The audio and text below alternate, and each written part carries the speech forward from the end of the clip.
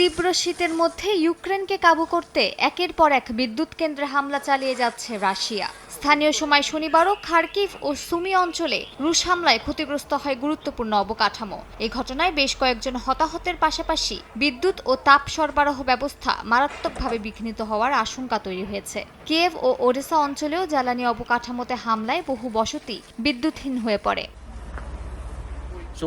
ইউক্রেনের president Volodymyr জেলেনস্কির অভিযোগ, সমঝোতায় কোনো আগ্রহই দেখাচ্ছে না রাশিয়া, বরং শীতের মধ্যে ইউক্রেনের জ্বালানি ও বিদ্যুৎ গ্রিডে ধারাবাহিক হামলা বাড়াচ্ছে। পারমাণবিক বিদ্যুৎ কেন্দ্রগুলোর সঙ্গে যুক্ত নেটওয়ার্কও ঝুঁকিতে পড়ছে। এসব আঘাত যুক্তরাষ্ট্রসহ প্রধান দেশগুলোর যুদ্ধ থামানোর উদ্যোগকে দুর্বল করছে বলেও তিনি সতর্ক করেন। যুদ্ধ চালিয়ে যেতে আরও বেশি পরিমাণ আকাশ প্রতিরক্ষা সহায়তা চান জেলেনস্কি।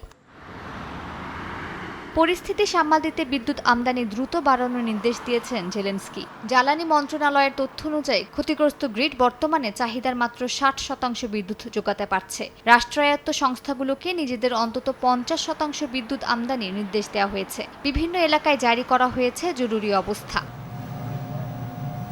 এর মধ্যেই রাশিয়ার সঙ্গে 4 বছরের যুদ্ধ শেষ করতে প্রস্তাবিত শান্তি চুক্তির বিস্তারিত নিয়ে আলোচনা করতে যুক্তরাষ্ট্রে পৌঁছেছে ইউক্রেনের প্রতিনিধি দল। তারা হোয়াইট হাউসের বিশেষ দূত স্টিভ উইটকফ, মার্কিন প্রেসিডেন্ট ডোনাল্ড ট্রাম্পের জামাতা জ্যারেড কুশনার এবং মার্কিন সেনাবাহিনীর সেক্রেটারি ড্যানিয়েল ডিসকোলের সঙ্গে বৈঠক করবে। এসব বৈঠকে সম্ভাব্য শান্তি চুক্তির বিভিন্ন শর্ত ও নিরাপত্তা নিশ্চয়তা নিয়ে আলোচনার কথা রয়েছে।